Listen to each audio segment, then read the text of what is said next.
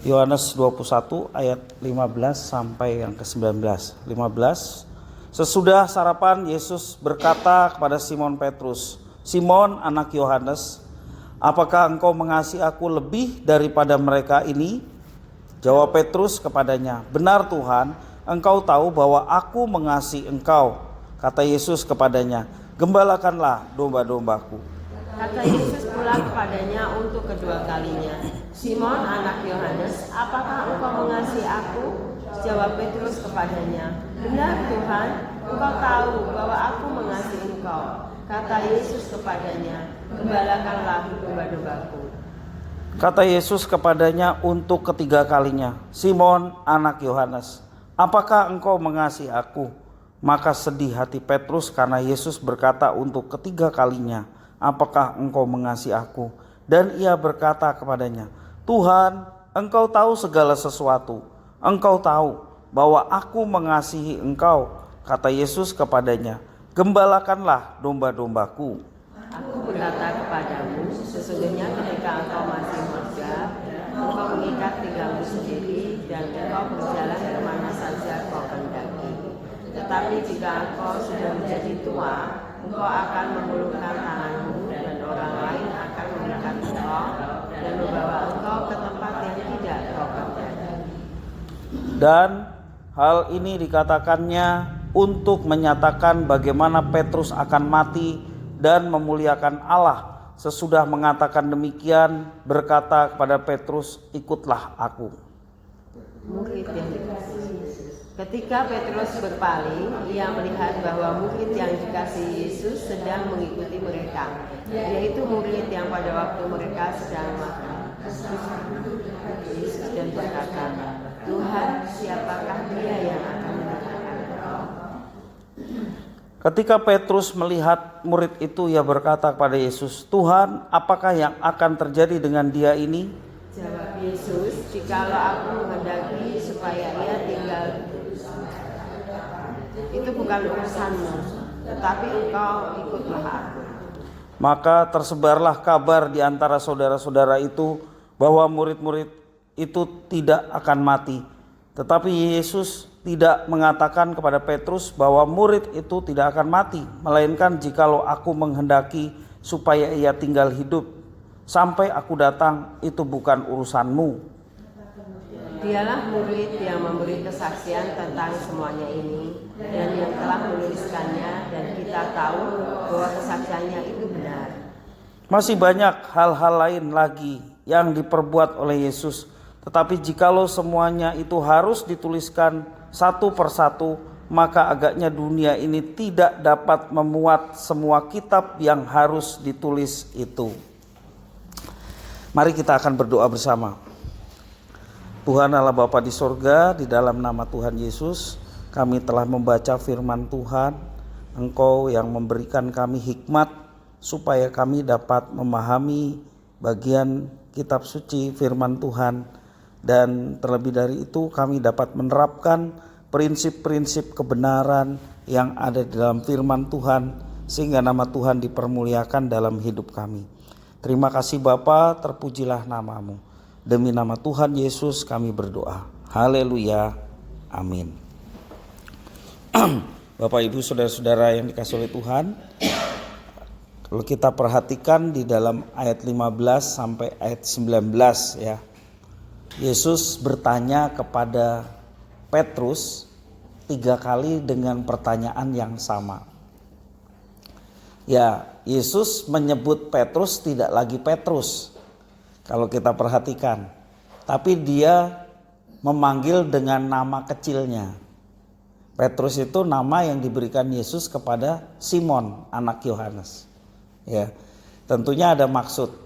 Ternyata Petrus yang dijuluki pada Simon sebagai batu karang, ya, ternyata tidak menunjukkan jati dirinya sebagai batu karang yang kuat dan kokoh. Dia telah menyangkal Yesus 3 kali, ya, mengatakan aku tidak kenal dia karena tekanan massa dan ketakutan. Ya. Nah, Bapak Ibu Saudara-saudara, ada pertanyaan yang menarik yang Yesus sampaikan. Pertanyaannya diulang sebanyak 3 kali. Ya. Pernahkah kita bertanya kepada diri kita sendiri, ya, apakah kita sungguh-sungguh mengasihi Tuhan? Seperti yang ditanyakan Yesus kepada Petrus, ya. Mungkin kita tidak sulit menjawab pertanyaan tersebut karena setiap kita punya cerita sendiri tentang diri kita, bagaimana kita mengasihi Tuhan. Bahkan jika kita telah mengalami hidup bersama dengan Tuhan, itu merupakan sesuatu yang sangat mudah. Artinya menjawab pertanyaan apakah kita sungguh-sungguh mengasihi Tuhan. Bapak Ibu Saudara, Petrus di dalam firman Tuhan khususnya di ayat 15 sampai yang ke-19 ya, mengalami kesulitan untuk mengasihi Tuhan, sehingga Yesus harus bertanya tentang kasih Petrus kepada Yesus. Ya, dalam ayat yang ke-15 sampai 17 Yesus menanyakan itu kepada Petrus, apakah engkau mengasihiku? Hal ini berarti mengasihi Yesus tidak pernah ada dalam kesanggupan, juga dalam pengalaman dan pengetahuan manusia itu sendiri. Manusia harus menyadari dan bersandar sepenuhnya pada pengetahuan Tuhan. Karena Tuhan mengetahui segala sesuatu. 2 kali Yesus bertanya menggunakan kata kasih dalam bahasa Yunani, yakni agapau. Ya. Yesus bertanya kepada Petrus, Simon anak Yohanes ya, tidak lagi menyebut Petrus tapi Simon. Simon itu artinya apa? Ilalang. Sedangkan Petrus itu artinya batu karang. Petrus yang sudah menyangkal dan tidak berani seperti pernyataannya, aku mau mati bersama Yesus. Tapi kenyataannya dia menyangkal, sehingga Yesus boleh dikata menyindir gitu ya, dengan kembali memanggilnya Simon. Yesus memanggil Simon anak Yohanes dengan bahasa Yunani agapo. Simon anak Yohanes, apakah engkau agapau? Ya, apakah engkau mengasihi aku? Namun Petrus tidak sanggup merespon pertanyaan Yesus dengan kasih yang tingkatannya paling tinggi. Ya. Petrus tidak sanggup merespon kasih yang dalam bahasa Yunani, dia hanya menjawab pileo. Pileo ini stratanya lebih di bawah daripada agapau. Ya. Kenapa dia menjawabnya dengan pileo? Karena dia hanya bisa mengasihi dia sebagai seorang murid kepada gurunya.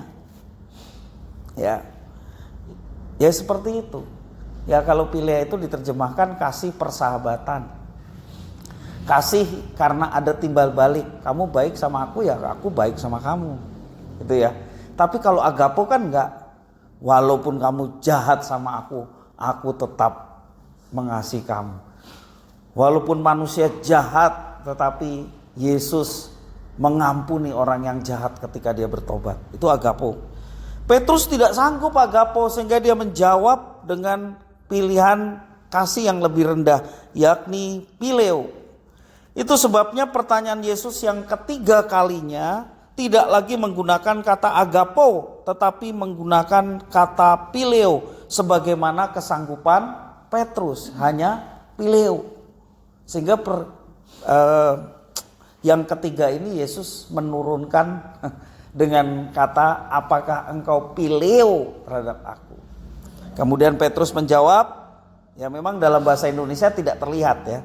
Kalau dalam Alkitab bahasa Jawa terlihat. Kata kasihnya itu berbeda ya, saya pernah membaca tapi saya lupa. Antara agapo dan pileo. Ya.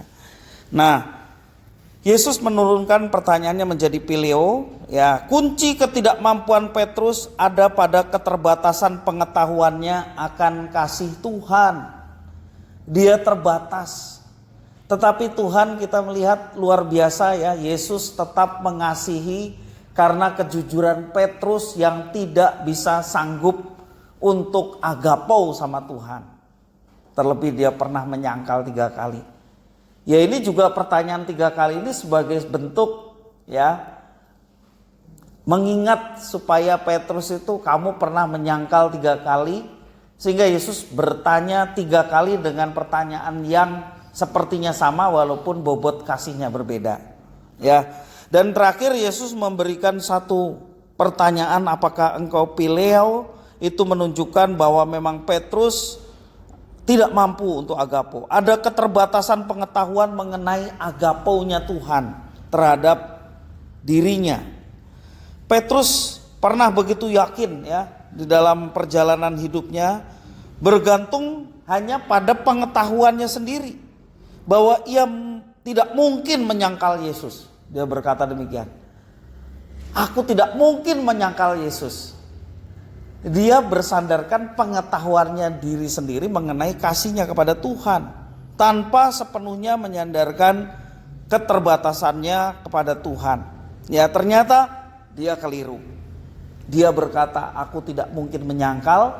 Kenyataannya dia menyangkal 3 kali. Menyangkal 3 kali sebelum ayam berkokok, atau menyangkal sebelum ayam berkokok 3 kali? Yang benar yang mana? Menyangkalnya yang 3 kali ya. Dan ketika ayam berkokok baru diingatkan. Ada notifnya. Oh iya, aku sudah melanggar dari apa yang pernah aku katakan. Tidak mungkin aku menyangkal, tetapi ternyata dia menyangkal. Itulah sebabnya Petrus juga mengatakan, Tuhan, engkau tahu. Petrus sadar bahwa dirinya tidak bisa agapo, sehingga dia berkata kepada Yesus yang bertanya ketiga kalinya, Tuhan, engkau tahu. Tuhan yang tahu keterbatasan Petrus, bagaimana dia mengasihi. Ya, dia yang mengetahui dengan segala pengetahuan Tuhan terhadap umatnya. Masuk juga Petrus yang tidak sanggup untuk agapo. Tetapi kalau kita melihat, Yesus menubuatkan bahwa Petrus pada akhirnya pun agapo. Dia rela mati bagi gurunya Yesus Kristus. Ya, sekali lagi itu menegaskan betapa kasih yang kita miliki tidak akan pernah sanggup diukur dengan pengetahuan diri kita sendiri, selain daripada kita mau mengukurnya dengan pengetahuan Tuhan. Nah, tentunya ketika kita bisa melakukan itu bukan karena kita yang bisa melakukannya, tapi karena Tuhan yang bekerja melalui kita. Ya, beberapa waktu yang lalu saya berkhotbah mengenai kerjakanlah keselamatanmu. Sebenarnya kalau kita melayani Tuhan, bahkan rela berkorban seperti rasul-rasul, itu bukan mereka yang mengerjakan, tetapi Tuhan yang bekerja di dalam mereka. Sehingga mereka begitu luar biasa melayani Tuhan. Melanjutkan misi kerajaan Allah yang telah dilakukan oleh gurunya Yesus. Petrus dan murid-murid yang lain melakukan itu. Nah, itu yang terjadi ketika mereka mengalami pengetahuan Tuhan, khususnya dalam hal mengasihi. Nah, Bapak Ibu Saudara-saudara, kalau selama ini kita menganggap bahwa kita lebih mengasihi Yesus daripada siapapun, dan dengan yakin dapat berkata bahwa tidak akan pernah menyangkal Yesus, maka kita perlu sangat berhati-hati. Ya, jangan sampai kita menyatakan demikian berdasarkan pemahaman kita sendiri, yang sesungguhnya kita sebenarnya belum juga bisa mengasihi Tuhan dengan kasih agapo yang rela berkorban. Kasih agapo itu tidak ada sering mengeluh, tidak ada menggerutu, ya, tetapi dia melakukannya dengan tulus ikhlas karena dia tahu dia lakukan itu untuk Tuhan. Nah, memang ini pembelajaran di dalam kehidupan kita sehari-hari. Kita mau belajar seperti yang Yesus lakukan. Kita mau mengasihi seperti yang Yesus lakukan, bagaimana dia mengasihi. Ya, Tuhan Yesus dalam Yohanes pasal 13:34 mengatakan perintah baru, hendaklah kamu saling mengasihi sama seperti aku mengasihi kamu. Jadi standarnya kayak gitu ya, perintah baru. Kalau dunia mengajarkan mengasihi pada orang yang baik, itu biasa. Tapi Tuhan Yesus mengajarkan satu perintah baru. Yohanes 13:34, hendaklah kamu saling mengasihi sama seperti aku mengasihi kamu. Kalau orang Kristen sudah mengalami kasih Tuhan, ya, bagaimana dia orang berdosa diterima oleh Tuhan, diampuni oleh Tuhan, seperti itu jugalah kita mau mengasihi sesama. Yesus mengasihi dengan tidak tanggung-tanggung, menyerahkan nyawanya untuk tebusan bagi kita. Seperti itu jugalah kita. Wah, sungguh berat ya kalau standar kasih kita harus distandarkan seperti Yesus. Tapi memang itulah yang diminta Tuhan. Walaupun kita menyadari seperti Petrus, dia kurang apa sih, dia rasul ya, betul nggak? Dia seorang rasul. Paulus sendiri menyadari bahwa kerinduannya untuk melakukan hukum-hukum Tuhan ditentang oleh dirinya sendiri yang adalah manusia jasmani. Sehingga ada pemberontakan dalam dirinya justru untuk melawan hukum-hukum Tuhan. Artinya ada kesadaran dalam diri rasul-rasul bahwa dirinya pun masih dalam proses. Bapak ibu saudara-saudara, sampai mati pun kita nggak akan bisa sempurna. Betul nggak? Ada yang menjamin bahwa diri kita sempurna mengasihi Tuhan? Sampai mati pun kita masih belum bisa sempurna. Maka Yesus datang menolong kita, menyempurnakan. Aku datang bukan untuk meniadakan, tapi aku datang untuk menggenapi. Artinya apa? Apa yang tidak sempurna pada kita sudah disalibkan bersama kematian Yesus, maka kita disempurnakan. Itulah keistimewaannya orang Kristen. Jadi bersyukur kalau kita jadi Kristen. Kenapa? Karena Tuhan yang memampukan kita untuk melaksanakan itu, dan Tuhan yang menyempurnakan. Tuhan tahu sebenarnya seberapa besar kita mengasihi Dia. Hanya Dialah yang mampu mengajar kita untuk mengasihi Tuhan dengan kasih yang Ia kehendaki, bukan yang kita kehendaki. Tuhan yang memampukan itu. Kita sungguh-sungguh bergantung penuh pada kasih dan kemurahan Tuhan yang memperbaharui dan mendewasakan kasih kita. Amin. Jadi Bapak Ibu saudara-saudara yang kasih Tuhan, mari kita bergantung sepenuhnya kepada kasih Tuhan. Hidup ini sepenuhnya karena anugerah dan kasih Tuhan. Kita harus sadar itu. Kalau kita sudah sadar di situ, sepenuhnya kita mau bergantung kepada Tuhan, maka Tuhanlah yang memampukan kita untuk mengerjakan apa yang dikehendakinya. Kalau tidak demikian, rasul-rasul kabur semua ya dalam pelayanan. Kenyataannya mereka tetap tegar. Petrus pun merasa bahwa dirinya hina di hadapan Tuhan. Walaupun dia sudah berusaha melayani Tuhan, dia merasa bahwa dirinya hina, bahkan pernah menyangkal. Sampai rasa seperti itu diungkapkan ketika dia mau disalibkan. Petrus minta supaya dia lebih menderita daripada gurunya. Sehingga tradisi gereja memberikan satu penjelasan bahwa Petrus mati disalib dengan kepala di bawah, kaki di atas. Dia ingin penderitaannya lebih berat menjelang kematiannya. Seperti yang dinubuatkan Yesus ya, dikatakan ayat 18, aku berkata sesungguhnya ketika engkau masih muda, engkau mengikat pinggangmu sendiri dan engkau berjalan kemana saja kau kehendaki. Tetapi jika engkau sudah menjadi tua, artinya sudah menjelang kematian, engkau akan mengulurkan tanganmu dan orang lain akan mengikat engkau dan membawa engkau ke tempat yang tidak kau kehendaki.